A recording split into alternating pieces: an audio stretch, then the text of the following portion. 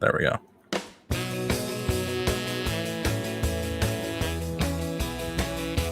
Come on, baby, let's do the grift. Oh, come on, baby, let's do the grift. Take me by my little hand and grift like this.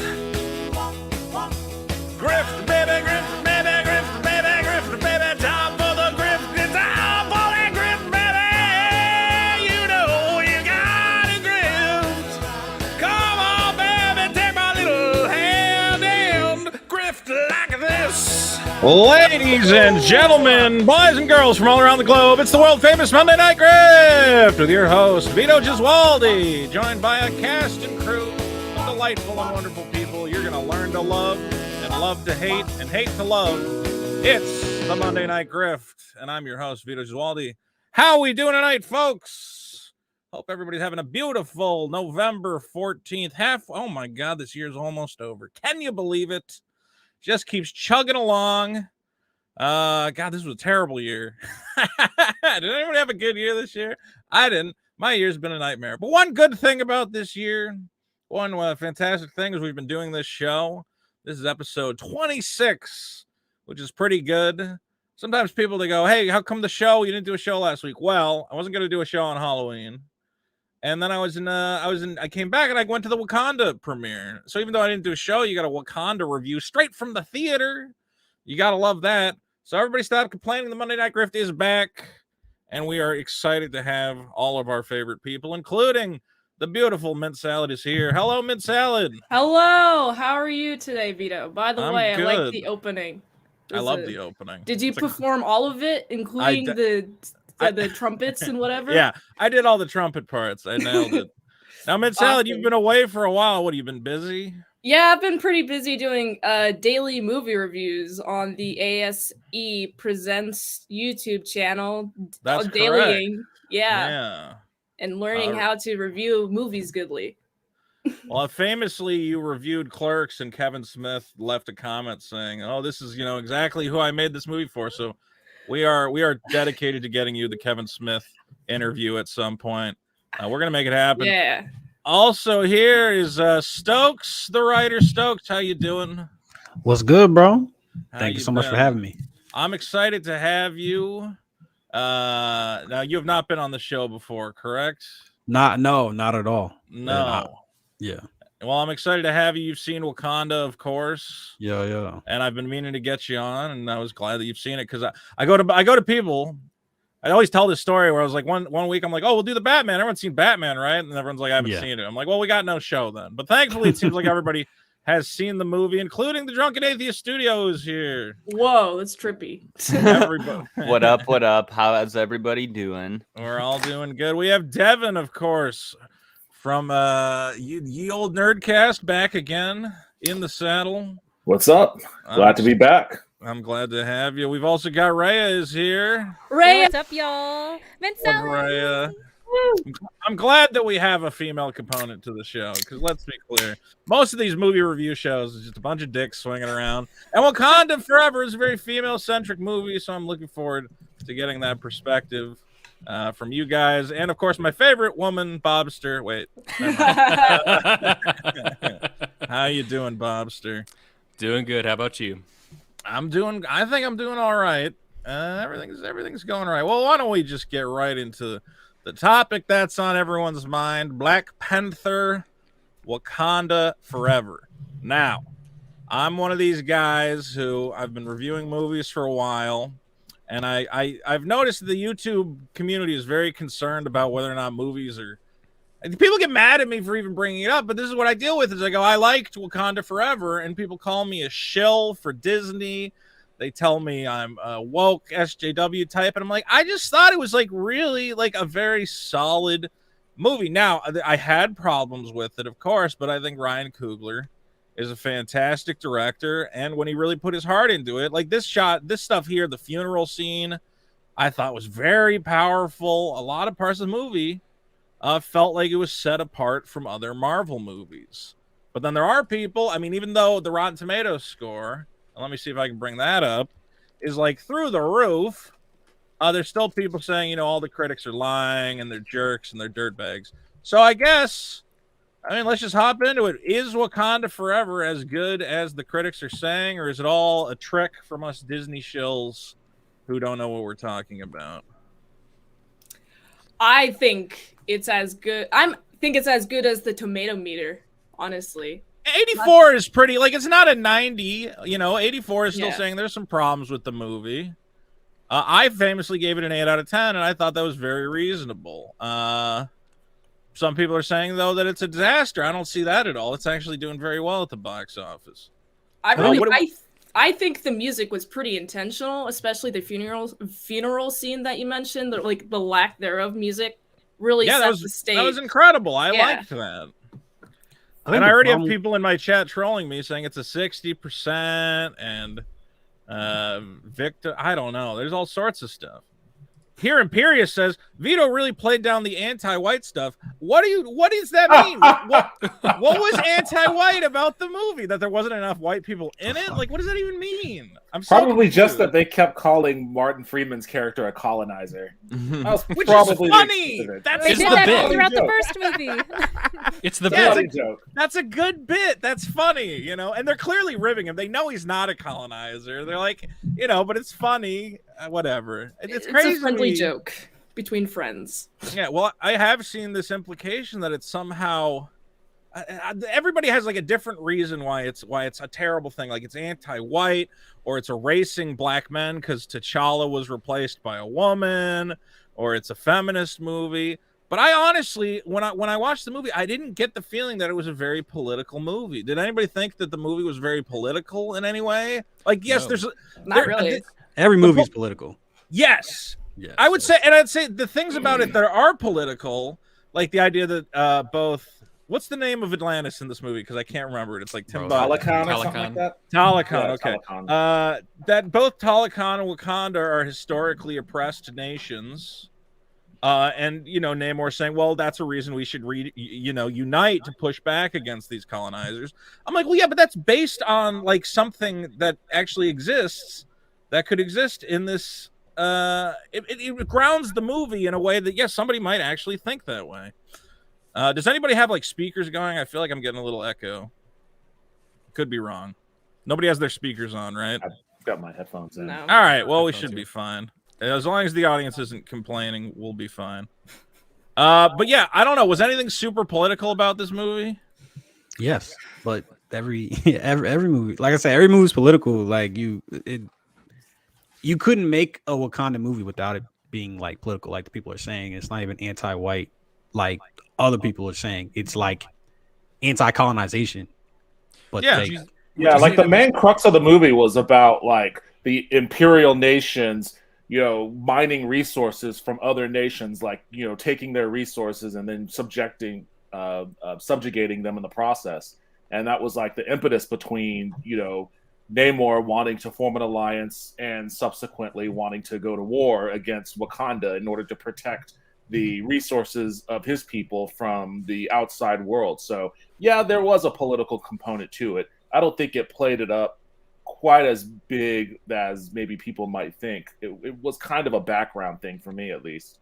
It's still a very safe Marvel movie. I mean, Marvel's never really going to dig that hard into any political topic. You know, you're always going to get fictionalized nations. You're never going to touch any real world politics, which is fine.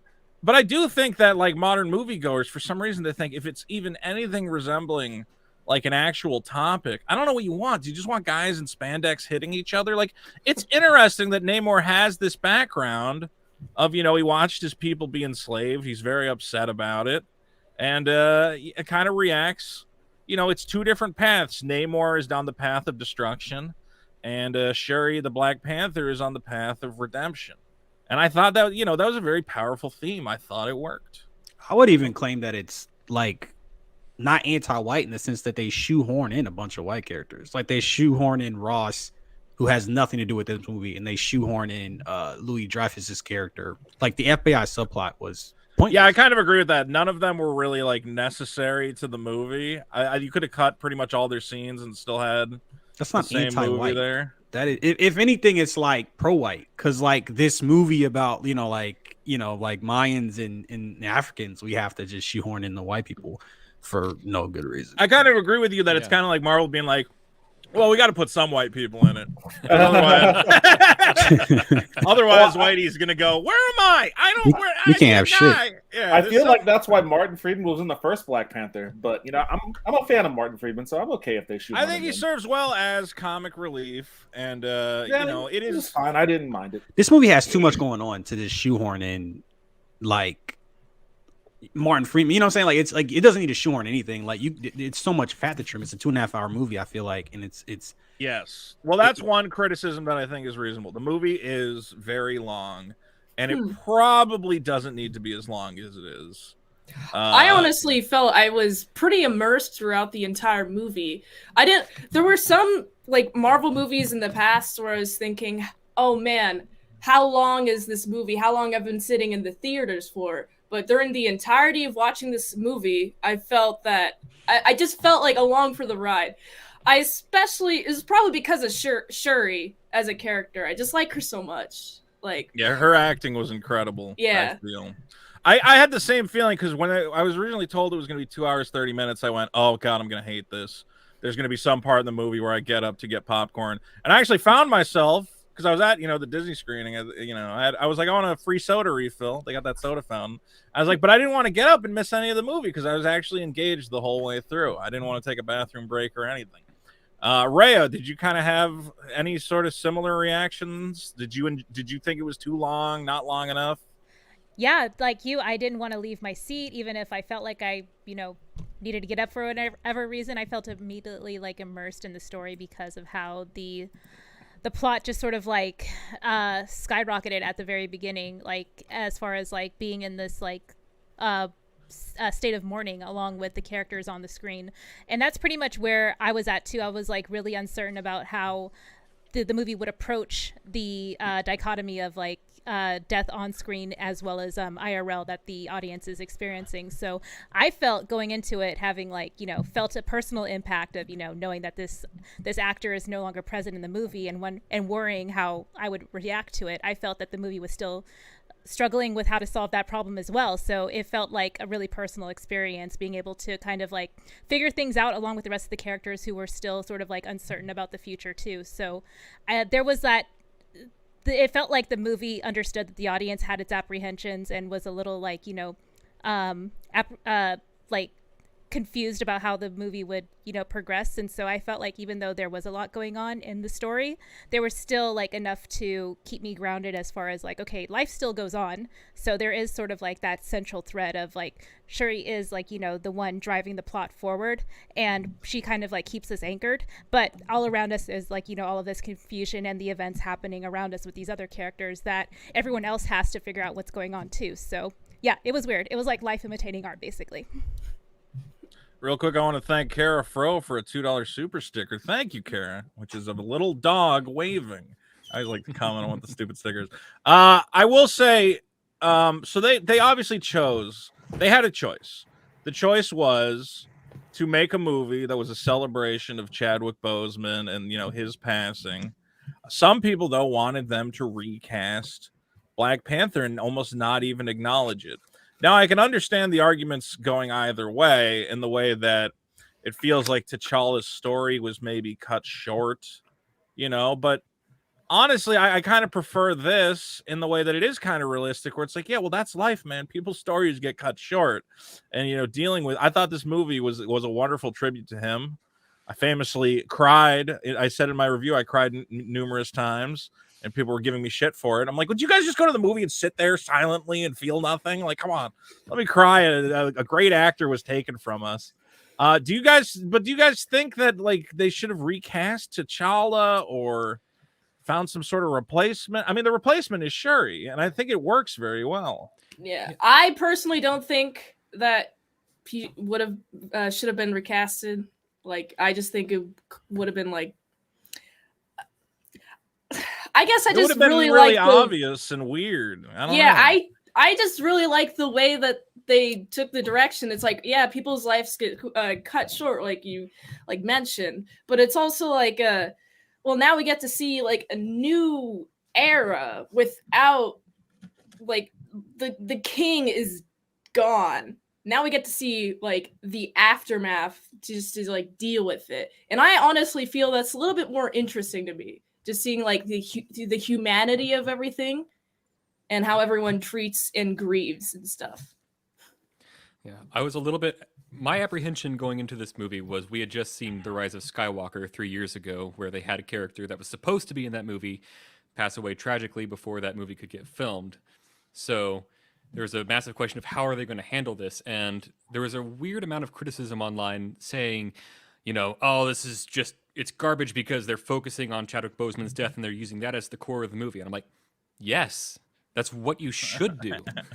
That's exactly what you do. You use that as the core, like some raw emotion that, I mean, if you've worked with a person in a capacity of putting together a feature-length film, you get to know them very well. So them passing away is a huge deal for you. So using that as an emotional core to base the script off of is a really good idea, and I don't know why you would criticize that.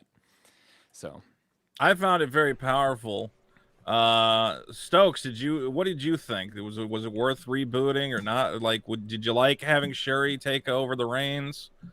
Yeah, I mean, my biggest thing is just on like you have the human element, which was brought up that like these guys work with Chadwick, you know what I'm saying? So like it's kind of selfish to me to demand like, yo, you need to recast this guy. Also, who are you casting him as? Like every black actor right now works for Marvel already. I think they just cast old boy Abdul for Power Man, was it? Yeah, who would have been a good Wonder choice, huh? Wonder Man. Wonder Man. Sorry. Wonder Man. Yeah, so you already cast the other guy who I think would be fantastic. You can always cast a new person, but then that's like a really ugly position to put a young actor into, right? And then if it's an older actor, this person can't have a relationship with Chadwick because they might feel like they're being disrespectful in that. So it just across the board, it just made more sense. And it's like, you know, we know Disney is like this, you know, I don't know how many people fuck with Disney. Like we know that what they're about, but like they did the smart, like compassionate thing. And now people like pissing their pants because they can't get more T'Challa stories. It's like, if you did a Malcolm X movie, like, could you not kill him because he's too important? Because that's so much of the argument too, is like, oh, T'Challa's too important to die. It's like, well, yeah, characters fucking die. You know what I'm saying? Like that's when they have the most impact, is when they die. Well, I also see some people, I saw a good suggestion, which was, if T'Challa had a brother instead of a sister, and a male character was taking over the Black Panther name, would there be as much outcry? Now, because I hear some people and they're saying, well, you know, it's a great loss because, you know, there's a lack for strong black male role models, and I'm like, yeah, but there's also a lack for strong black female role models. I think, you know, this serves a purpose, and hopefully Marvel will also make room for more black heroes in the future. I think they can do both, and I'm sure they're already planning for that in some respect. Is Wonder Man is that DC or is that Marvel? That's Marvel. That's Marvel. TV show, I think they said. Who's supposed to be playing Wonder Man? Okay, yeah. Oh, Vita's frozen. Uh-oh. Who's hosting the show now? I So, understand. Devin, Yeah. Sorry, I lost my train of thought. Go ahead. Devin, thoughts? I'm sorry. Thoughts on what? Oh, Just recast the T'Challa? recasting, or The recast. Yeah. Good or bad or don't care? I think that well, for starters, whenever we talk about the post credits, I think we'll see that they got their cake and ate it too.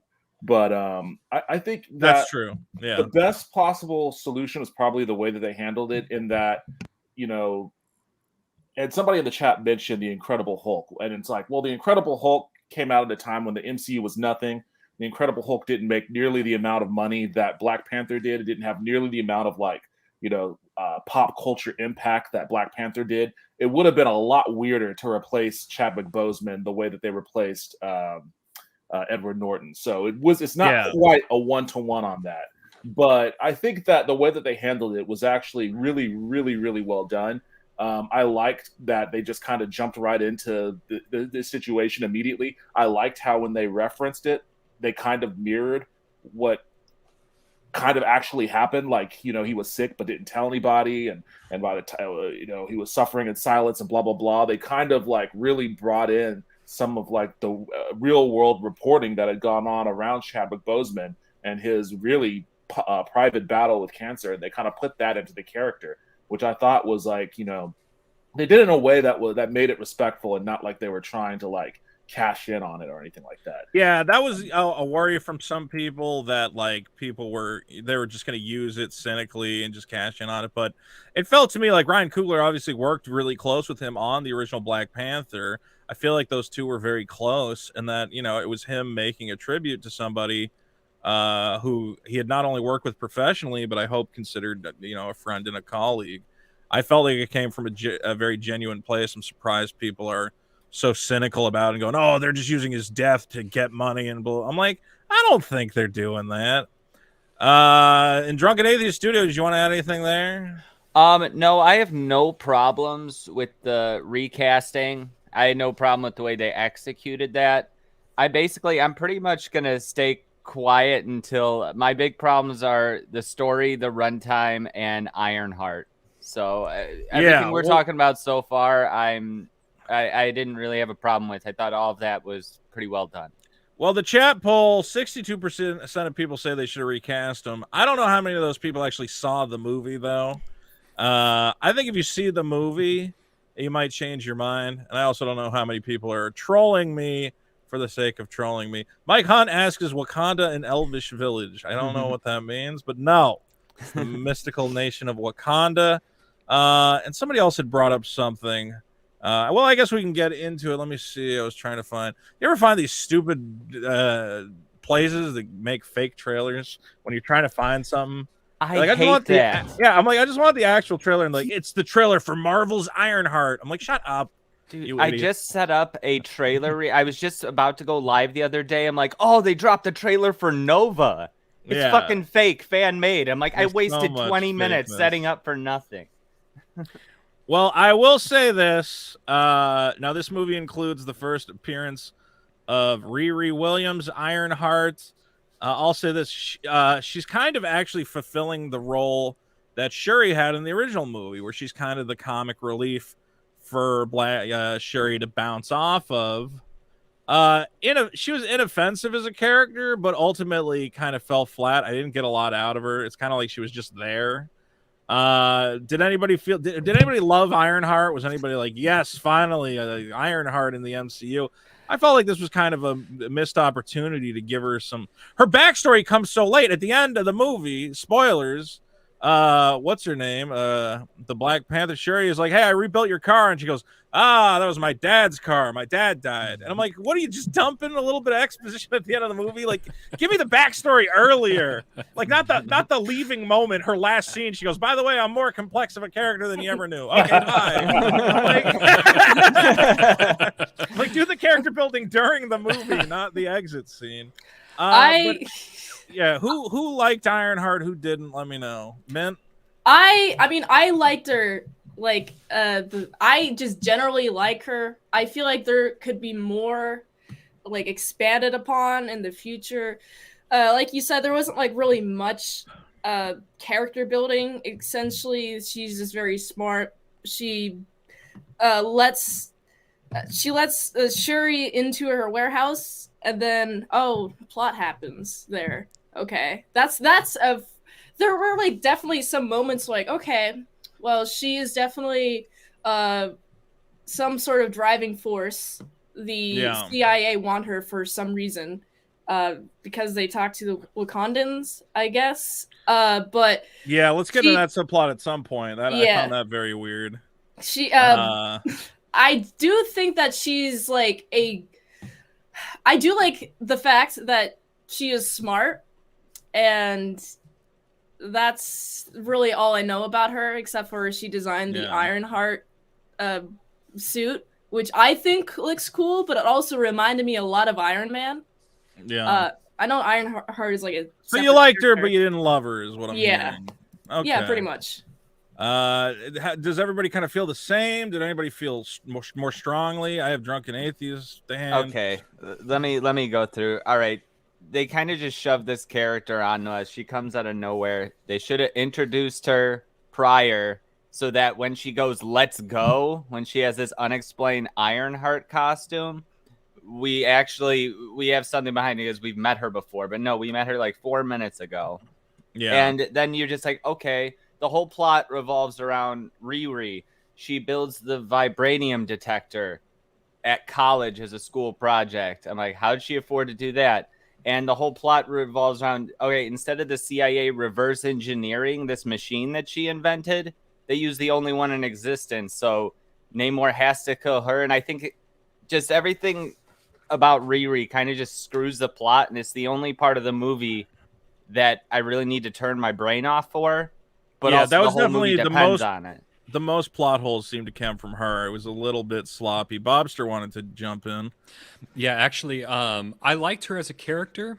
What little character we had, she serves as most. I thought it was funny that she's kind of objectified. She's not not sexually, but she's literally the MacGuffin for the first act of the film. It's all about everybody trying to get to this scientist girl, and then Act 2 and 3, she's just there in the background.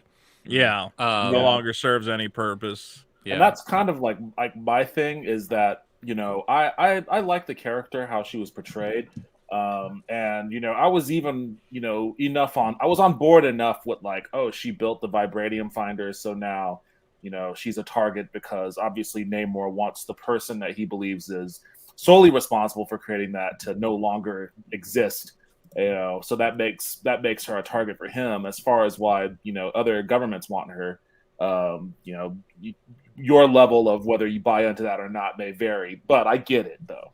But the problem with me is like once Namor captures her, I feel like there should have been a whole other like section of the movie where she has like an adventure on her own in Tulakan or something.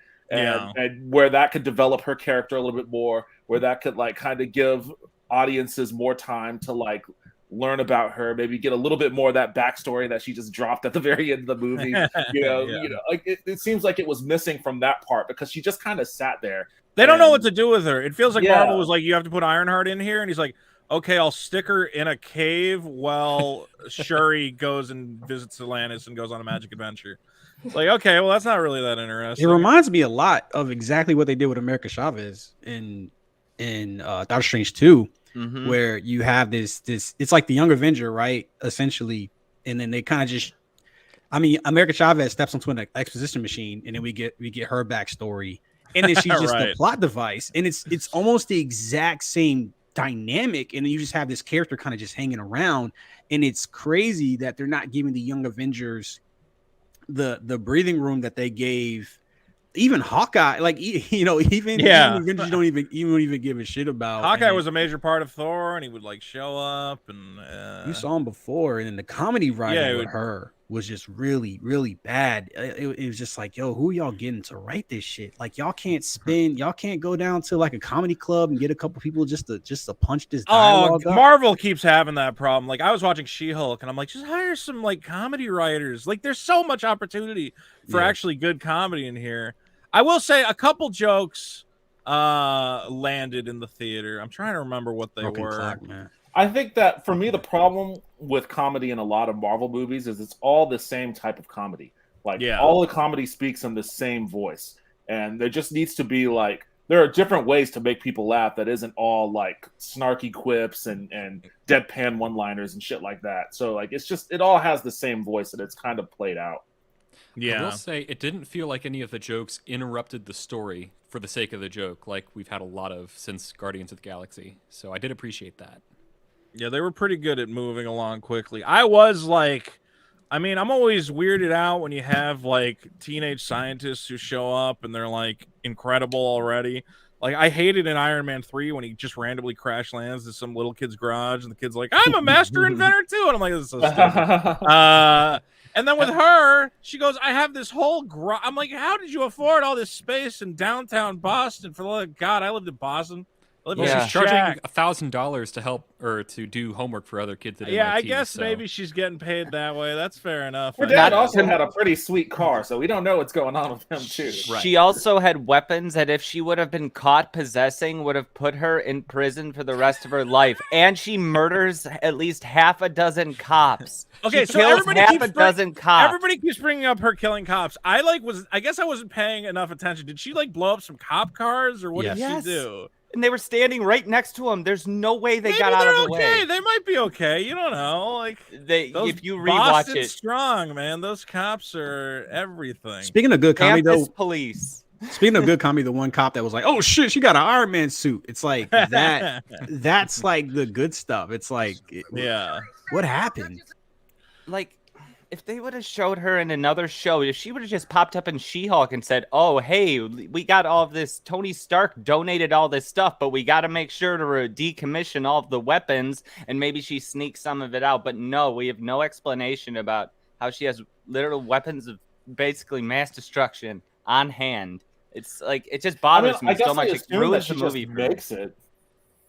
I guess. Just assume that she just made him. I don't know why she would be. I mean, maybe she's up to some terrorist shit on the side. I don't know why she'd be making weapons like that. You know. I mean, if anyone could just make that stuff, and you don't need to be Tony Stark in a cave that has access to like missiles, because he actually had weapons to make the original Iron Man suit, and he was rich. She's just a college student. She's able to do this just as much. So what is Iron Man? He's not special anymore. Real quick, Mike Hunt for 2 says so Riri is just Wesley Crusher. It's a little bit, I mean, I wouldn't go that far, but is a little bit of all right. Yeah, it would have almost made sense. What would have been cool is if she's like, "Hey, remember, all those Iron Man drones that exploded in Iron Man 3? Like, I fished one out of the river and I rebuilt it." And it's like, oh, that would have been a good explanation. Perfect. As opposed to I'm just like literally smarter than Tony Stark. Bobster, yes. I will say in her defense, she only has like an exoskeleton to start out with, not a full not a full suit. I think that was the fear with her coming in. It was going to be like, oh, she just has the nanotechnology, whatever, already figured out, and she's already starting at the top of where Iron Man was. So no, she was clearly helped out by Wakanda in building that. I hate this suit design. Am I crazy? I'll say that it looks better in motion, but in stills, it doesn't do it. You think it looks better in motion? I thought. I look at the original Iron Man suit. This looks like it was like last minute CGI because there's like no reflections of anything going on around her really. Like it kind of just looks like pasted in, and then when she lifts up the face mask, it looks like that's not really her under there.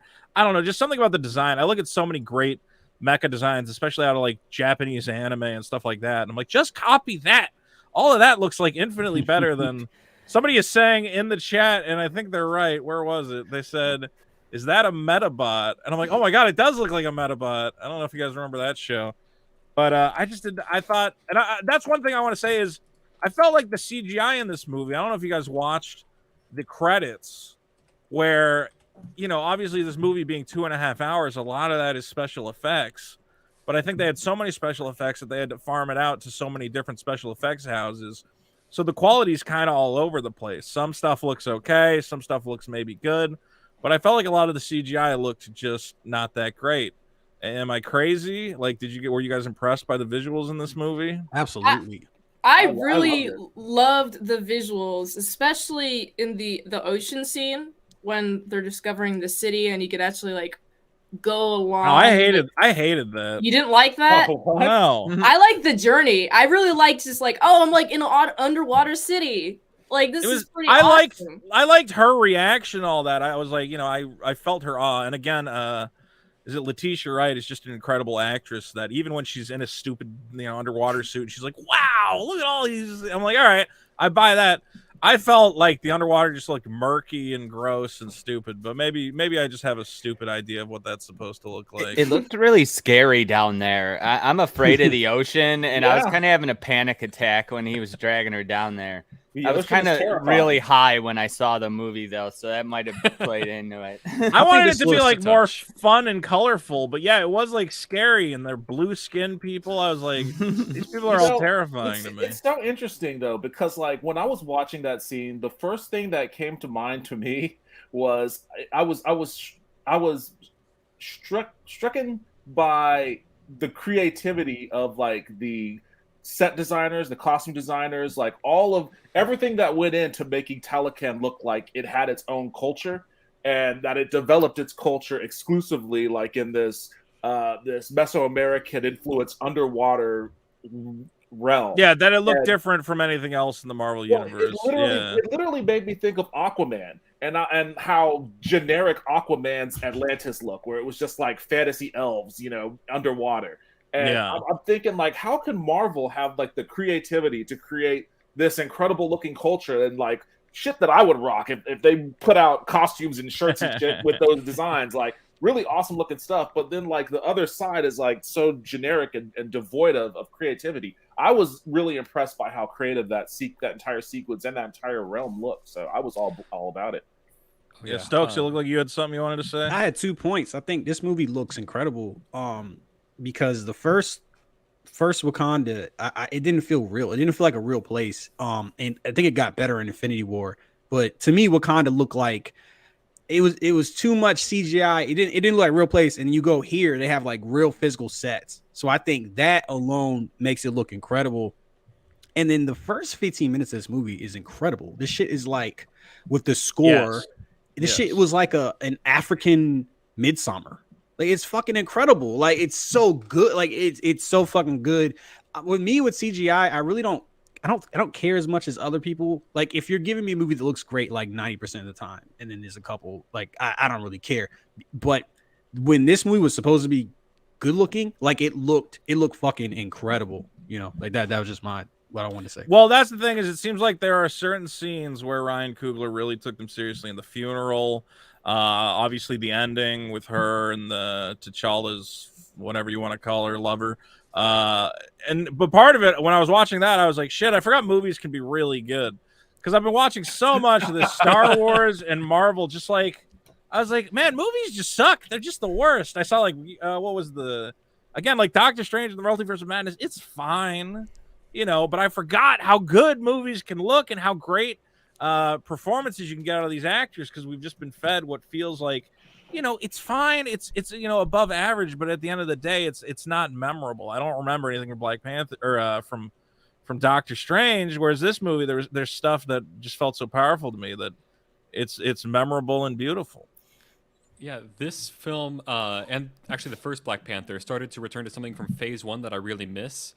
And that was each character in their solo films, they had a very distinct feel, not just for the character, but for the film. Like Captain America is a war propaganda film. Thor is this fish out of water mythology film, and so on and so forth. So when they come all together in Avengers, it's not just different characters, it's these completely different genres of films clashing together, and that's what made it exciting. After Phase 2, they all started to mishmash together, and when Black Panther came out, it was this fresh, new, and you can argue on the execution, but it felt very different from everything that came before that.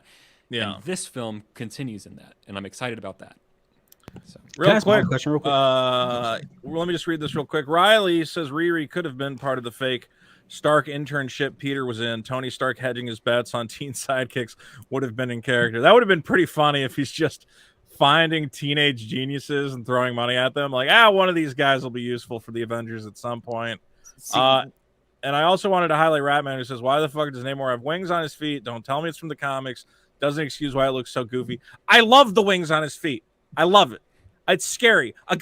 Anytime a guy is flying at you while standing, like Superman, just like, I'm like, oh my God, that's the most horrifying thing in the world. If you're just standing there and he's just like floating towards you. So I thought that really added, I loved it. I think they did that great. I like that too. Yeah, Now, me too. I loved it. I don't think anyone has a problem.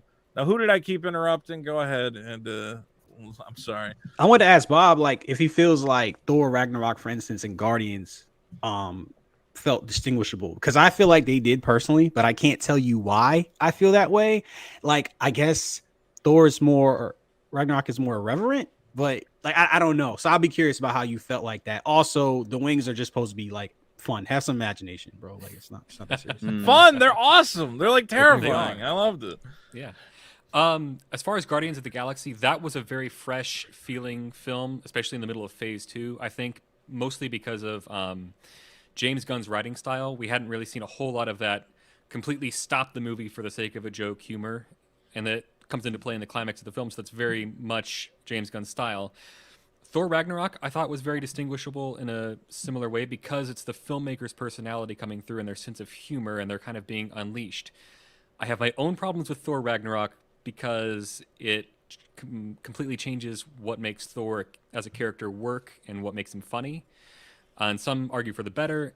I didn't care for the changes much, but I still enjoyed the film. So, sorry, that's a little bit longer of an answer than you were probably looking for. But I'm just obsessed with these two movies because they look similar, but they feel different, but they also feel really similar. It's I'm like obsessed. But oh, it's amazing. Between Ragnarok and which film? Guardians 1 and 2, because they're both very not personal as in but they're very distinctive to the filmmaker, The director's brand, yeah. It's also like James Gunn and I can't say his name. TT, they have similar styles, almost like Coen Brothers and Tarantino, how it's kind of adjacent as well. It's not the same, but it's kind of similar. So it's hard to pick why they feel different. I wonder if James Gunn stops with a joke and lets it sit there where Taika keeps going with it and just keeps building on it. Well, I thought Taika's jokes in Thor: Love and Thunder, I was like, I have no idea what this guy's doing. Why do these goats keep screaming? Did you really think that joke was working? It's crazy. Carrie, for telling another great show. Thanks, Vito. I agree. It is another great show, Carrie. I want to talk real quick about Namor, or as we now have to call him, Namor. Now, I am confused because when I saw the film, I thought Namor was one of the worst parts of the film because I love the comic depiction of him so much, which I maybe just tainted my vision for this one. But I thought that this Namor came off as stupid. I was like, this guy's kind of an idiot. Because we bring up one of the big plot points that we were talking about is the idea that Riri Williams has made a vibranium detecting machine. Okay, and as far as we know, she only ever built one, right? So Namor goes to Wakanda and he goes, a scientist made a machine that detects vibranium. They can find your vibranium and they can find my vibranium, and we need to unite to kill this scientist. And then you find out the scientist is a little 19-year-old girl, and of course you go, well, we're not going to kill a kid. It's, but then it gets up that they're in the underwater world, which name I keep forgetting, Namdok, Jamjar, and basically he goes to Shuri and he's like, we need to unite, to stop, these people from getting our vibranium. And she's almost on board. She's like, well, you kind of have a point. He's like, and we got to kill that bitch. And she's like, well, I don't want to do that. No. And in my mind, I go, Namor, that's a pretty good deal. You're literally going to make an alliance with one of the most powerful nations on Earth. And the only thing you have to do is not kill this one girl who you could just put in prison or keep her in Wakanda. But he's so dead set on killing her that he screws the whole thing up. And then he attacks Wakanda, kills the queen, and goes, well, now you better join me or I'm coming back. And I'm like, well, that's not going to work either. So ultimately, he felt like a very kind of stupid character to me. Am I crazy? I don't think you're crazy. Yes. Oh boy, you're not crazy for that. I had a couple of reservations. I'm not familiar with the comics at all, so I'm coming in as Namor is just the character he is. There is the scene where he's introducing his origin, and it's because his mother's tribe found some vibranium and they had some blue juice. I must have missed a scene if it was from a plant or whatever, but it was a magic underwater plant that turns people into underwater people, which again is some weird comic book stuff, but we're gonna just accept it. Okay. And then it's weird that this movie has two different magic flowers. There's the magic flower that makes you into a Black Panther, and there's the magic flower that lets you become an underwater person. I'm like, okay, they're both born of vibranium. Are they both? So vibranium makes magic flowers show up. Yes, okay. I missed that part. I mean, that's how Shuri recreated the She Black rebuilt Panther. it from vibranium. Okay. So Mint Salad, what were you gonna? Now we got his backstory. He's Mayan. Yeah. His people have a magic flower. Yeah, and then his mother is pregnant with him, and she's first like, I don't want to take that, and then after some peer pressure, I'm gonna take it, and then he's the only one that can breathe air and water, but also those tribe people that also took the whatever also can breathe air and water, and then they were enslaved, and then I didn't I think get he's the if only they were one that all can. killed. Yeah, there was some weird rules about because she was pregnant with him before she ate the flower. He got special magic abilities. Well, he said it himself. He called himself a mutant. So Yeah, he did say that. The big So, X-Men nod. mutant confirmed. I'm a mutant. Yeah. Again, it's a lot of comic book logic where you just got to go along with it, and you're like, all right, there's rules. That's fine. Yeah, I just mostly am just like, well, if the other tribe people lived, would they also pass down the trait of needing to breathe in water and No, land? you had to be pregnant before you ate the flower. That's the rule. So if you got pregnant and then you ate the flower, you get a mutant baby. If Well, you we're not eat the 100% flower sure who and the then you father get was, pregnant, right? you don't Them's get a the mutant rules. baby. Them's the rules. Is this a Padme's, and I mean, makes perfect sense to Anakin me. situation? The Anakin Skywalker situation? What, he you don't got know who the father magically is? transplanted from the Force into somebody's Yeah. miracle birth? No, thankfully. Ultimately, and then they've changed his backstory. I don't know exactly why they've done it. My cynical belief is that it's a thing to do with copyright, because when the copyright on Namor runs out, anybody can start taking whatever the original depiction of Namor was and use it. But they couldn't make a Mayan Namor because this is a new kind of expansion of the character, and Marvel would still have the trademark for anything they specifically created for the character outside the scope of the original copyright. That might be part of it. I don't know. Is anybody here like a comic fan that cares about the original comic book Namor, or am I the only one? Cares is a strong word. Yeah. I want it to be done right, but I haven't read like all his back issues or anything. Well, he was great. I mean, I can't say I'm like super familiar with him, but I read all the Illuminati comics, and he's really great in those. I have a VHS tape from of the cartoon from the 60s. I have that too. I used to watch it when I was a kid for some reason, so it's still in my attic somewhere. That's about the extent of my Namor knowledge goes, though. And Avengers versus X-Men. He's kind of a dick, and I don't think that's what's great though. The movie didn't portray him as being a dick at all, which is kind of a bummer. Right? I really want to see him being a real asshole. Is this the tape you had, Devin? I kind of think that he did come off as Wait, I can't really see that. Next time I'm on camera, I'll flip it up. Hold on, wait, go. Okay. I have this Namor VHS. Oh yes, that is. I think that is the one I have. Yeah. Yeah. I have a lot of VHS tapes. I never saw that one. Nice. Well, what I loved, the Submariner. He was he is a huge dick, but he's a dick in the way that he's like, listen, I'm the fucking king of Atlantis. Get out of my underwater city. All you humans are nuts in the head. All you do is bicker amongst yourselves and create war. And you're like, well, he's kind of right. That was the thing about the comic book Namor is I'm like, I totally get where he's coming from and why he's a total dick. This Namor, I was like, what's your problem that when you were a kid, 400 years ago, your people were massacred? And it's like, yeah, that sucks, but that's a long while ago, man. And he kind of felt unreasonable in the way that he was, I don't know, dealing with his own trauma and grief. They're coming to find your vibranium, but they didn't know you were under there. For all you know, they would have been like, oh, well, I don't know. I guess we better leave these. I don't know. I mean, I guess we're taught at the beginning of the movie that all the nations of the world are not going to be very reasonable in their attempting to get vibranium. But ultimately, I just felt like Namor was less justified and less clever and cunning. This is clearly a younger Namor, it feels like. And he just felt, again, stupid in the way that he was so unrelenting. We need to kill this kid because she made a machine. I was like, that's not reasonable. I would have preferred if he was 100% logical and being like, listen, these people will never stop trying to take our vibranium. We need a preemptive strike. It's the only possible way. But instead he gets bogged down and wanting to kill a 19-year-old. And I'm like, well, then I don't respect his character. and that was kind of the problem, was that I didn't respect him as a villain because he felt crazy.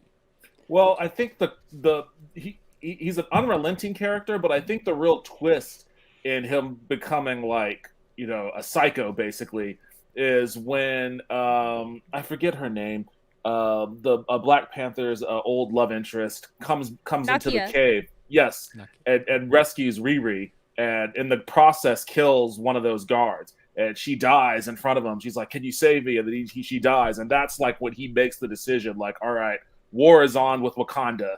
We're gonna go there and fuck them up." So like, there probably was a pathway, and I got the sense, you know, when they had their whole underwater, you know, Aladdin journey through the city, I got the sense that there's probably a pathway here between these two characters. They had great chemistry together, I thought, for something to be worked out between the nations. But then there was that inciting incident that made that you know, an impossibility. So I get it. I understand where his character was coming from that point of view, but I also I did want to see maybe a little bit more. I agree with you in that it wasn't enough that, you know, she built a machine, so she has to die. Like, that was really the core of his whole arc, and that wasn't enough for me. Side question about the inciting incident. Why do the Talakan attack Shuri and Okoye and Riri on the bridge? Weren't they taking her back to Wakanda, to that lake? As far as they know. They were trying to kill Riri, I think. Right, but I thought the agreement was like their... they bring them back to that lake in Wakanda and then they hand her over. I guess they just assumed that they were gonna fuck them over, so they're just like, okay, let's just cut them off at the pass. They're only going after Riri in that instance. That was a cool. I love that fight on that bridge. That was awesome. Yeah, everybody really liked the bridge fight, and it was also great to have the Atlanteans, I keep calling them Atlanteans, whatever they are, the underwater magic sea people, win the fight, like it's the classic thing of the heavy shows up and the heavy, you know, defeats. What's the name of the warrior lady with the spear? Okoye. Okay, yeah, Okoye, is that it? Okoye. I'm bad at names. Either way, having him defeat her was establishing that this is like a real threat. That's why it drives me crazy when people go, "Oh, it's all about female power," whatever else. I'm like, a man kicked her ass and got her, you know, and she lost her ability to be. She got demoted immediately afterwards. So it's like, the men win some battles too. It's not like this whatever thing. Oh, I'm spoiling. I don't think they mean literally like power. Just I like, but I'm saying it wasn't like, you know, some of these films, there will be like a female character who like wins every battle she comes across, never falters, whatever else. And here it was like, no, they're kind of on equal footing. The final battle actually ends with the Wakandans like being pushed completely back, and the only way they're saved is by this truce that Shuri achieves. In the way that if she had actually went forward with killing Namor, it probably would have resulted in the underwater people overpowering her soldiers and killing them all. So that was very interesting. The funny thing is, like, so this is like a point of contention for this movie for some weird reason. But like, you know, the last time I was on your stream, we talked about Black Adam.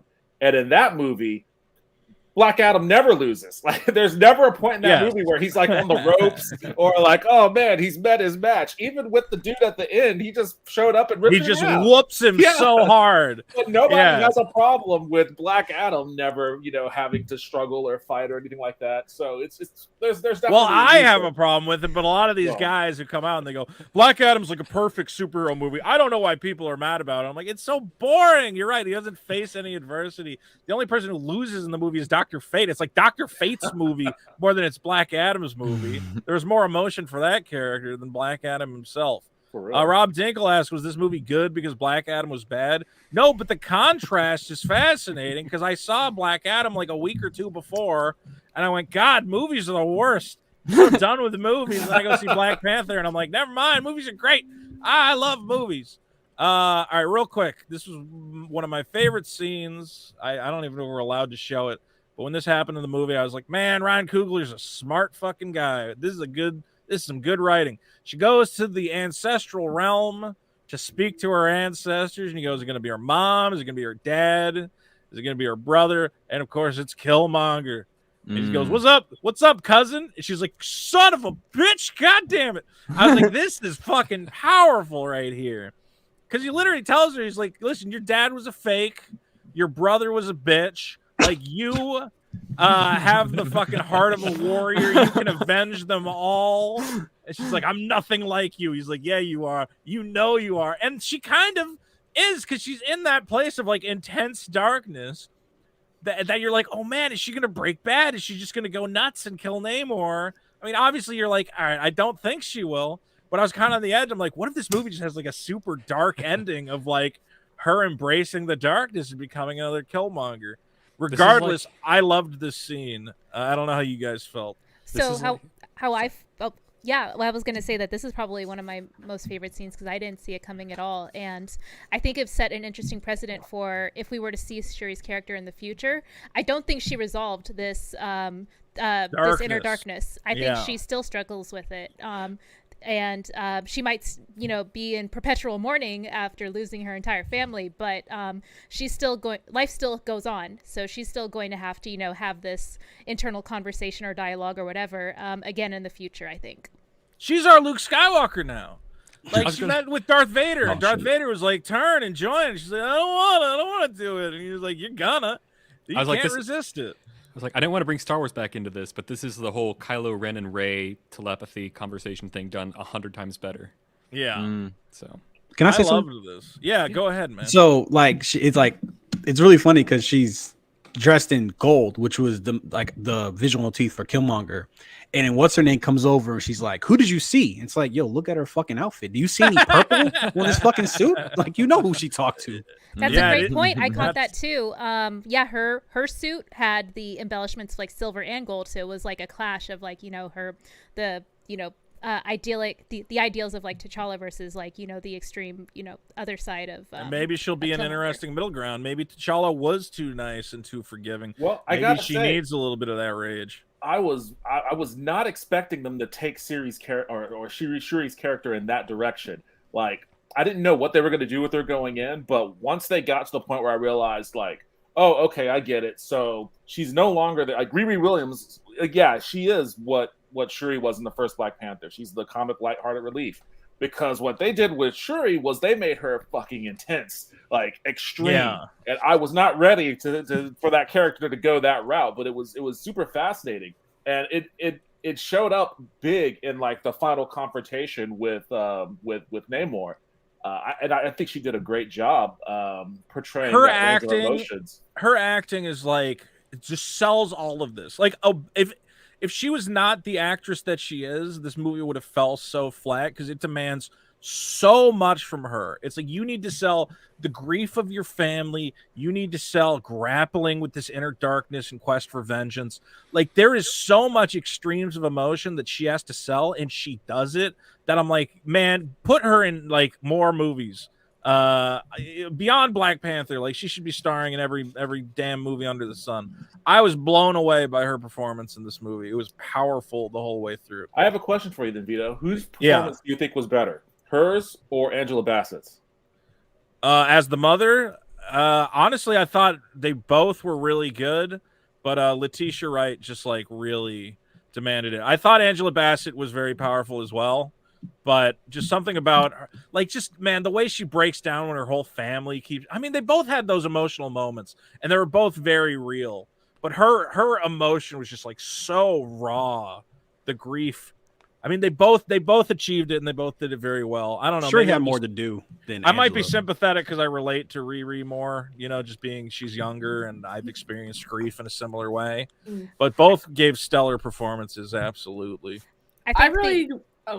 I really like how she was her character progression, how she dealt with that, and the fact that she was like one person in like the beginning, and throughout the movie she starts taking more and more like on, and her character develops, and she does it very well.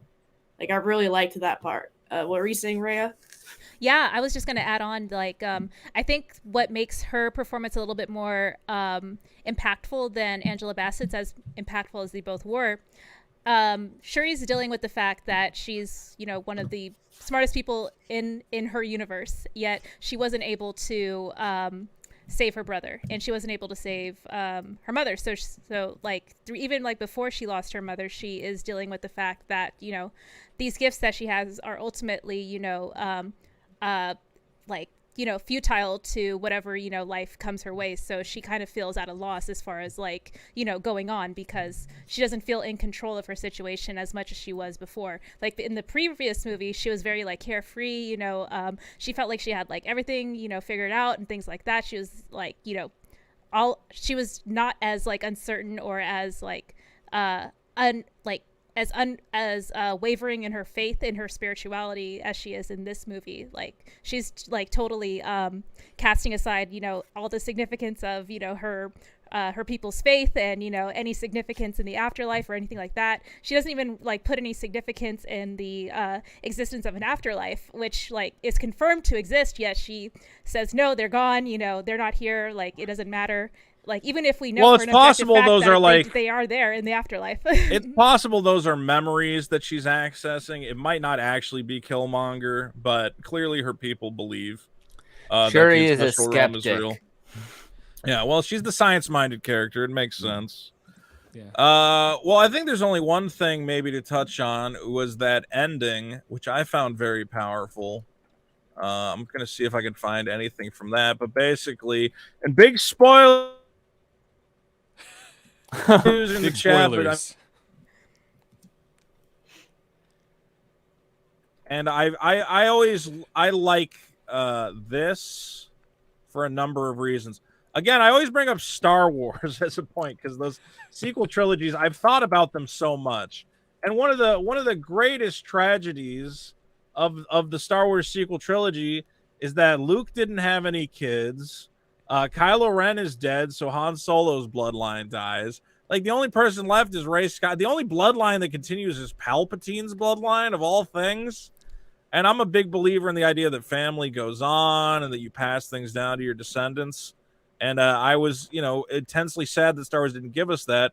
So I was happy when this movie goes, well, yeah, T'Challa, had a little side piece and had a son, and God bless him for it. So what did you guys think about meeting T'Challa's son? I thought it was good, and I'm happy about it. And I'm trying to find the scene, if it even exists. I think the execution was pretty hit or miss, because the kid, I think they dubbed over the kid's lines. Did you think it did, they? Yeah. I don't know. I really can't tell. I was in the shittiest theater of all time, so maybe it was the theater. I can't tell you, and the kids, you talking about Star Wars, it reminded me of what was it? Old boy played Anakin as a kid, because the dialogue they gave him was so clunky. He was like, "I am T'Challa, son of King T'Challa." It's My name is shit. Can you keep a secret? Yeah, of course. So look, I don't know. man, little kids are stupid. Little kids say stupid stuff. I thought it worked. Why don't you make it easy for him, as opposed to giving him that giant line? That's probably why they had a dub over it. Can I make a really petty complaint? Yeah, I think he looks too much like Chadwick Boseman. It was just really, it just I don't know. That is pretty petty. That's a first. They should have found an ugly kid, right? No. I mean, he's an adorable little kid. How do you not cry at the little kid? He goes, but that's what I'm saying. It was too Wakanda emotionally someday. distracting for me to pay attention to what they were saying, because I kept looking at him as if that was really Chadwick Boseman's son, because he looks so much like him. It was good for Shuri, though, who lost her whole family, everybody. To know that she has some family left was oh, thank God. The character gets something at the end. That's the other thing, is I think characters who do the right thing should be rewarded. Shuri did the right thing by not killing Namor, and the plot goes, congratulations, because you did that, you get to have a family again because you did the right thing. Thematically, I just think characters do the right thing should be rewarded. Again, it's what drove me nuts about Star Wars, is Luke Skywalker saves the galaxy, resists the call of evil, whatever else. And what does he get? He gets a hut to die in, and all his friends die as well. I'm like, this doesn't work. You need rewards for your heroes. And this, I thought, was a very powerful reward for Shuri. I think it establishes a hopeful future. Even throughout the whole dark times that they're gone through, there's some like ray of hope that they can just like attach onto and be like, okay, Life goes on, even in the depths of losing everything. There's something to cling to. Thankfully, I don't know. I like it. Maybe I'm just a big baby. I cried. I was like, oh, he's got a little kid. Oh, it's so wonderful. I cried a bunch of this movie. But that's also kind of how I feel that they get around the whole recasting thing too, because now there is another T'Challa, and he might be a kid now, but by the time that they revisit the Black Panther world at some point in the future, they will cast either, maybe he'll grow into an actor himself as a kid, like little kid, or they'll just recast somebody else and be like, hey, it's T'Challa. We introduced him in Wakanda Forever, and now he's old enough to take the mantle of Black Panther if Shuri wants to abdicate or whatever story reason they might have for it. So they kind of set themselves up to have their cake and eat it too. Well, it's going to take, it's Marvel, so the kid could grow 20 years overnight if they put him in a magic chamber or whatever. There's always any stupid you see they did that with Superman's kid, is they were like, we want him to be a teenager now, and they just aged him up. They sent him into space, he came back 10 years older. And I'm like, man, comic books are so fucking stupid. But hey, maybe they'll do that here. We'll see. Maybe. Real quick, I wanted to bring up, if anyone tells you Wakanda Forever is it's a failure of a movie, Marvel is destroyed. Black Panther conquers November box office opening record with 181 million. It is the most profitable movie ever released in November. Domestic debut. Came in $1 million higher than what Disney was expecting. I don't know. But if you add it all together, this movie seems to be doing very well. Worldwide start total, 330 million. I don't think it's going to release in China, which is fine. China's weird.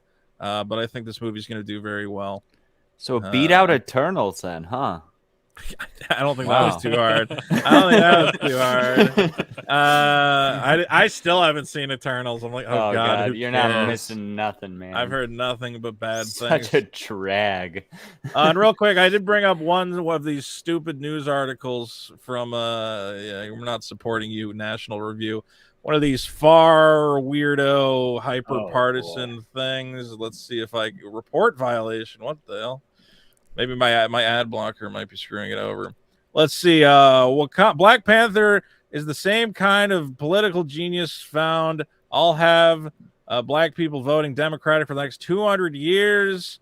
Shamelessly reinforces the myth that Wakanda. These people are nuts in the head. I don't know what they're talking about.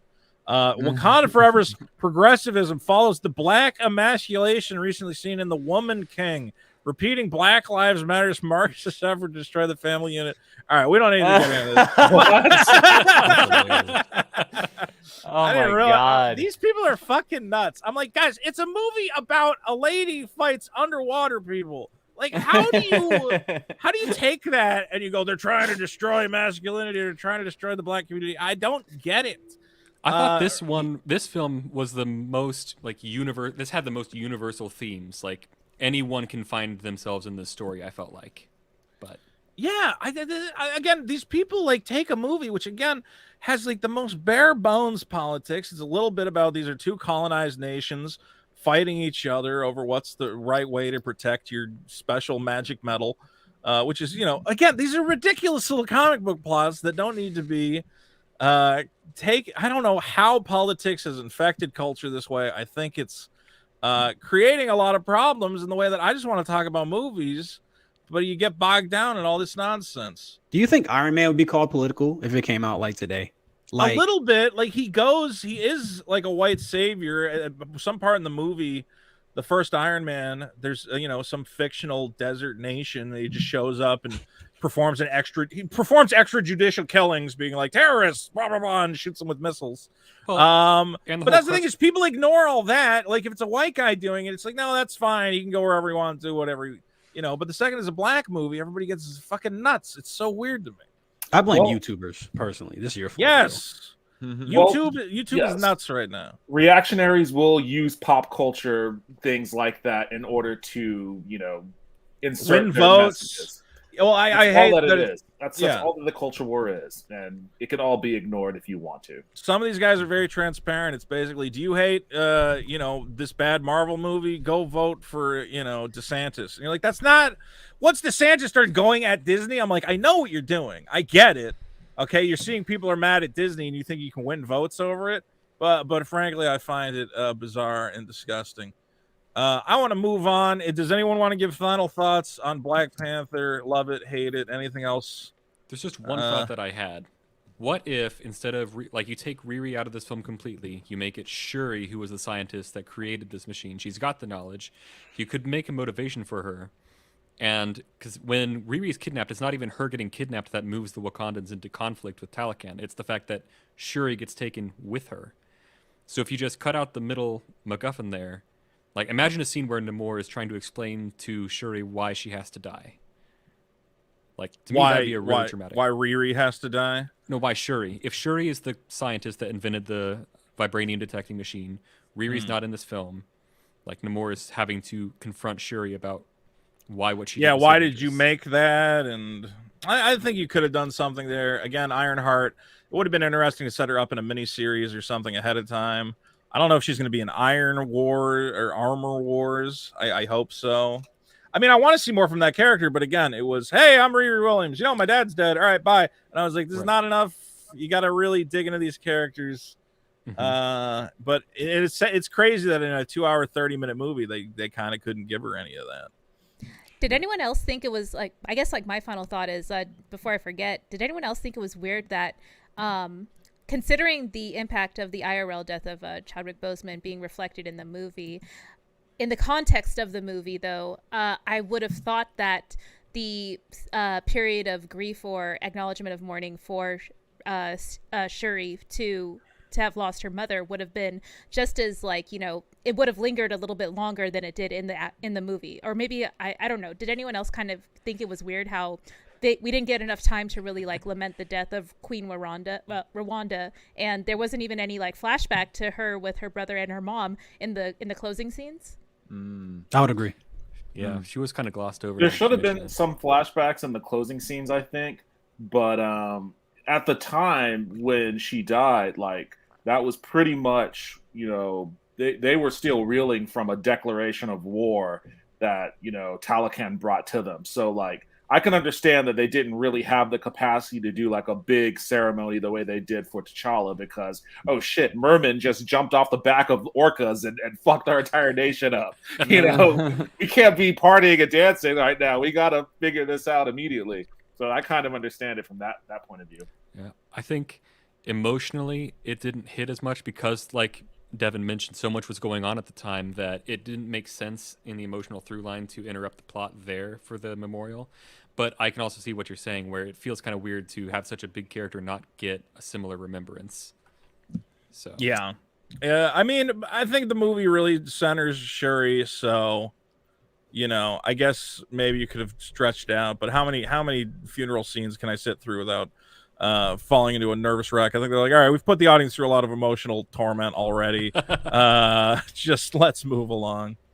All right. I did have one other story related to this that I wanted to bring up.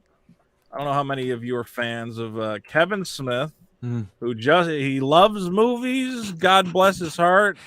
And posted, I just saw Black Panther, and he always posts a picture of him crying, which I've ragged on him for it, but I'm not like that mad about it. It is like his thing, and I'm like, at least he owns it.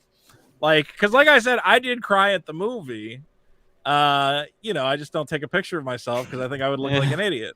I think it humanizes him. I like that he cries. And he's done it so many times now that I'm like, well, I guess it's just his thing. He likes showing everyone that he's crying.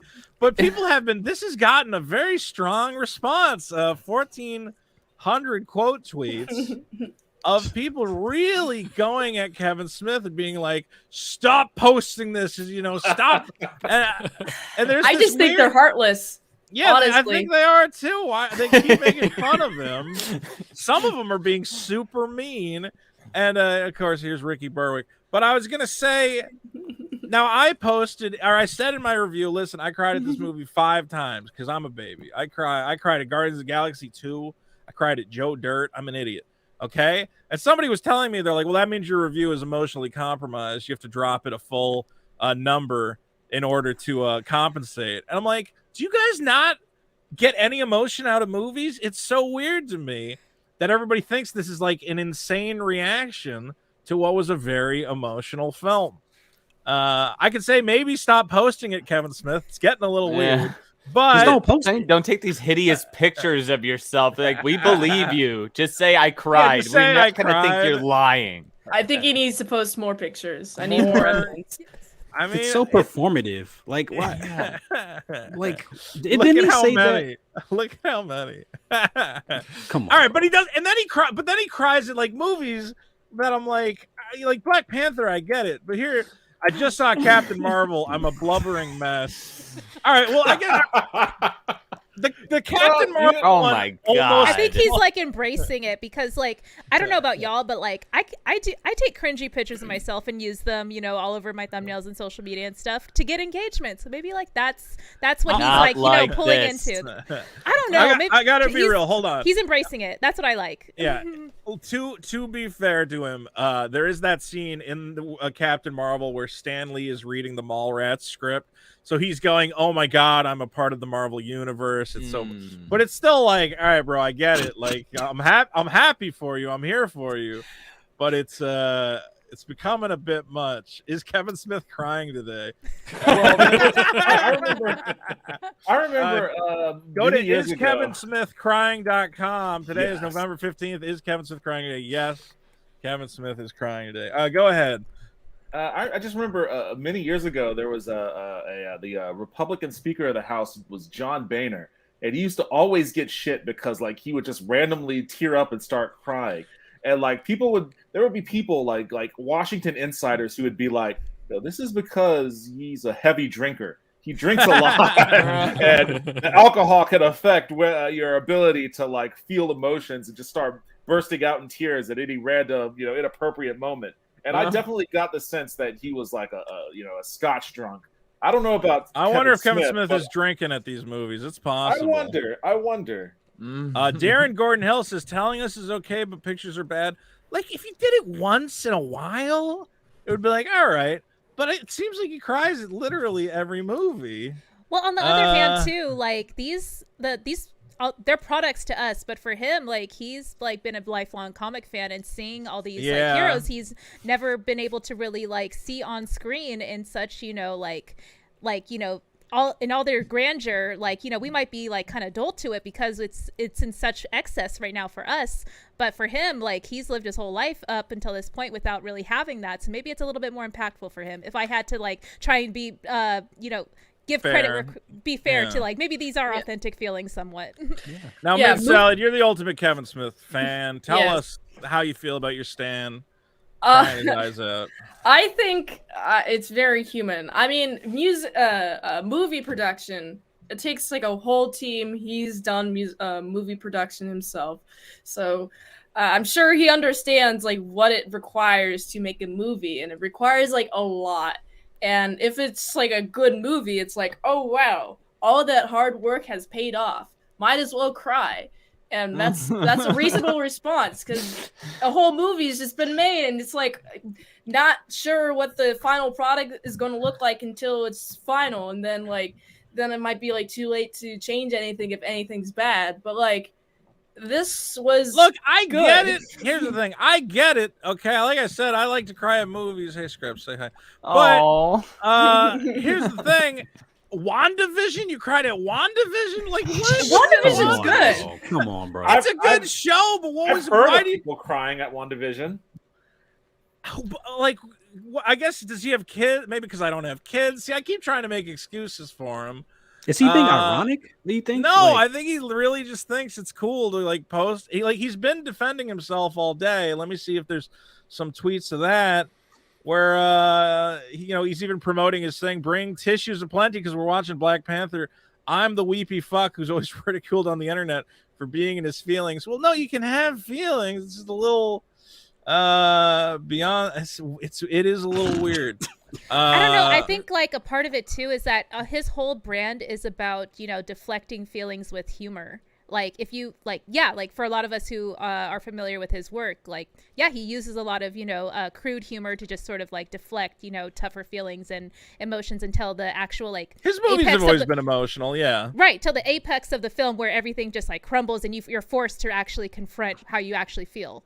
Like, so I think that's where this is coming from. He's like completely unhinged with his emotions now because he's like faced death, and like now he's just like he can be completely like open with everything that he's about because we know what that's like his brand is to like actually confront your feelings and not have it be deflective of just what the status quo is, to just normalize like oh, it's another product. Like, no, like actually like say how you feel and like don't try to like just deflect it just to like maintain the status quo. It's look, I think people are going a little hard at him. I think everybody calm down. You can go, Kevin, what are you doing? It's a little much.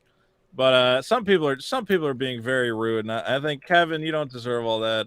I saw, what was it, Ethan Van Shiver. This guy cries at superhero movies, and posted these horrible. Oh, that's pretty good. I feel like a lot of people's reactions to this has to do with how they respond to selfies in general. Yeah. Like if you feel that selfies are narcissistic, you're probably going to have the negative reaction to him posting pictures of himself crying. But if you find that it helps you empathize or vindicate your own emotions and feelings, then you're probably going to be a fan of the fact that he posts himself like this. As Lazy Green Text says, just found out Mountain Dew Baja Blast is only available at Taco Bell. And honestly, you don't really see people being like, so vulnerable on like a public platform like Twitter or, YouTube or whatever. Because he is a YouTuber now. But yeah, I don't know. I actually do like that he's like, opening up and being vulnerable like that. I want to make. Yeah, go ahead. This is what he's crying about. I know, but movies are powerful. Jesus. Like Chadwick Boseman died. It's a reaction to a death. Like it really is. I'll be honest. I teared up multiple times in Black Panther. Yeah, that's fine. Same. Did you take a selfie? All about the taking the selfie. I would never take the selfie. I couldn't cry do at it. tons it's too of much. movies. I think the selfie is the best part, actually, and you should do it more. Take more price selfies, Agree to please. disagree Then, on that. like, You know what? I'm convinced. you can like take like the puffy eye scale, like one like slightly puffy eye is like, okay, this is a somewhat emotional movie. Do like very puffy eye, and it's like, oh, must be like a very emotional movie. Just post more so we can have like a grading scale. All right, guys. Well, I think we've said it all. Black Panther, I liked it. I think everybody here liked it. I think Bucky should have cameoed. I do honestly. agree. It would have been great to have the Winter Soldier, who had a connection to the Wakandans, be there for the funeral. But other than that, I mean, whatever. Whenever people go, why didn't Doctor Strange show? I always see the Marvel critics being like, well, Doctor Strange could have just showed up and zapped them all. And I'm like, this is not how Marvel works. You can't just fantasize about which character shows up when. Rock Ant for 5 says, greetings from a recent Friday Night's Tight refugee. Watching Monday Night Grift for the first time, you guys seem way more unbiased in your humor and banter. Grift on Grift as well. We're trying to provide a space where we can talk about movies in a real way instead of just going, well, there's politics in it. That means it's automatically bad. I'm getting sick and tired of that sort of thing. Now, real quick, everybody in the chat, I need you guys to go to this thing. I'm going to post it. My good friend Stokes is currently in the last 13 hours of his comic book campaign for Decay issues 1 through 3. Stokes, do you want to tell us a little bit about that? Absolutely, yes. So I'm telling about the elevator pitch, but essentially it's a retelling of Frankenstein set in New Orleans. Very, very graphic, very violent, and like super, super emotional. Yeah, I'm excited about this project. I want people to back this. Thankfully, you are already funded, correct? So you made it over your goal. And just go check that out. I've put the chat in. I've put the link in the chat. I'll also put it in the description if you're watching this video. And then after the campaign wraps, are people going to be able to get this from you anywhere else? Absolutely. I'm on Twitter at Stokes the Writer, and you'll be able to find it there. But you want to get on the Kickstarter because then you get it right when it comes out. You get all the bonuses and everything else, and that's the way to do it. We're trying to elevate independent comic creators here because indie comics are the most exciting way to get these fresh stories that you maybe don't get from the media. That we are getting a little tired of some of the cookie cutter Marvel stuff and Star Wars stuff. So I definitely want people to check this out. Damn, I already got Again. it. I just backed. Yeah, I got Oh my the God. physical and variant cover. Fantastic.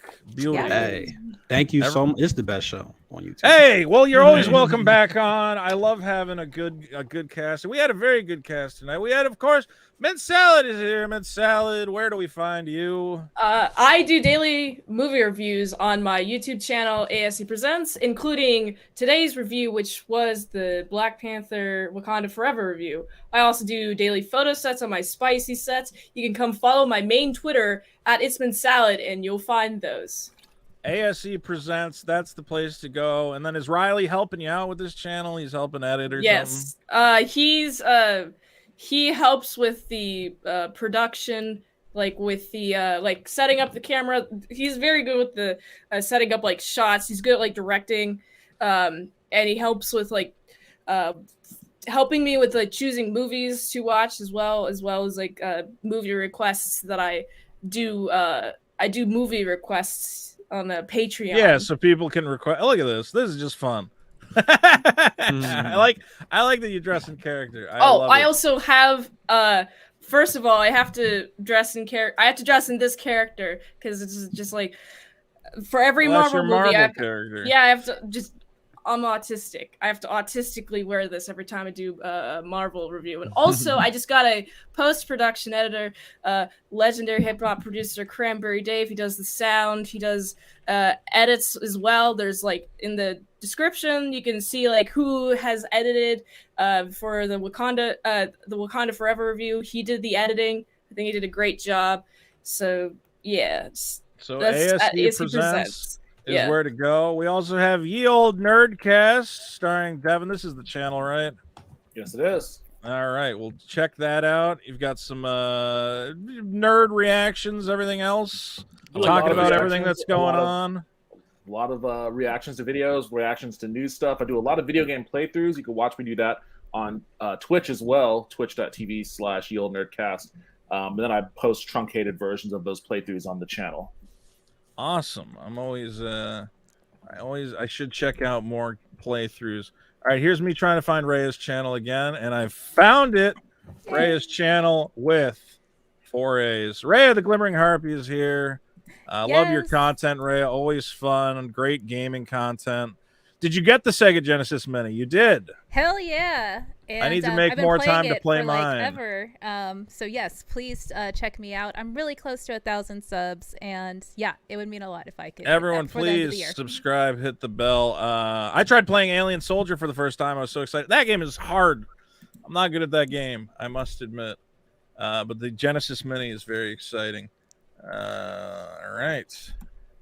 Vito, will you play the next Pokemon? Just curious. This is necessary. The next Pokemon game? I have no time for Pokemon. I have no time. There's too many of them. They come out like every 6 months. But the new one, the one that's coming out, I guess, later this week.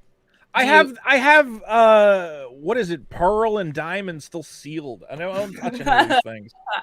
And all right, real quick, I'll show you. Look at all these Switch games that I've played, like none of them. I have no time. I just buy them obsessively and assume that someday I will not be busy working and making stupid YouTube videos. Someday. We also have Drunken Atheist Studio is here. Yeah. I'm going to be on live in a little bit. I'm playing through the original God of War right now. And if you check out that video right there, A Grand Day Out, it got taken down after 1 million views on the comedian's channel who uploaded it. Yes. Oh, yeah, I remember seeing this. Yes, it started getting heat on TikTok, and they ripped us down after 1 million views. It's the most popular thing we ever made. Now it's on my channel. So come hang out with me later. I'm playing God of War. Drunken Atheist Studio. It's the Mario song with horrible lyrics. Yeah. Yeah. 2010 we came out with that. Yeah, you guys nailed it. And last but not least, the great Bobster is here, whose channel I am also bad at finding. Bobster, oh no, there it is. Bobster also has a Black Panther review. I do. Here we go. So I just got back from watching a movie. Look at this setup you got. You look like a professional boy. Holy, like the whole time we've been doing this stream, I'm like, here's my shitty web camera. And then Bobster's got like a 4K fucking setup. I look like an idiot compared to you. Anyway, Bobster, what can we get from your exciting channel? What do people get? movie reviews and eventually video game reviews when I get good at games enough to finish them so that I can review them. So, all right. Well, Bobster, check it out. He's been putting out content. We're always excited about it. Last, I get my plug, superkiller.org. I think everybody's already signed up, but don't forget, get on the mailing list. I actually have pages in from my artists. We have covers coming. Real quick, let me see if I can find this cover. I'm gonna tease you guys with something. The variant cover from a very special artist. I believe so. Well, not from that guy. He's still working, but let me see. Let me see here. And I'll bring up Google. God dang it. Don't show all my friggin' emails thing. So rude. No, just show me the image. I want to zoom in. Yeah, what a nightmare. How do I show the image? Do I have to download it? All right. Well, anyway, it looks cool. Believe me. Superkiller.org. Don't forget to sign up for the mailing list. Guys, I want to thank all my guests. I want to thank Stokes the Writer, Mid-Cell, Drunken Atheist Studio. I want to thank Devin from the old Nerdcast, Raya, and Bobster here. This has been the Monday Night Grift. Take care of yourself. Keep on grifting in the new world. And we are having a good time. It's great to meet everyone. I'll be back next week. Cool chilling, man. Come on back anytime. That's fun. Thanks for having me again. Thank you for coming by. Let's do the grift. Take me by my little hand and grift like this. Ladies and gentlemen, this has been Monday Night Grift. Go on home. Get home safe. You can go anywhere you want, but you can't stay here. Fantastic show. Black Panther. 10 out of 10. Best movie in America. Hand and grift like this. Rob says I stole his super chat money. Rob, did I miss a super chat? I love you guys. Come on back next week. We'll have more of the Monday Night Grift. I don't know what we'll be talking about. Let me know in the comments. Any exciting news, any fun stuff. Thanks to everybody coming by. Get the hell out of here and take care of yourself.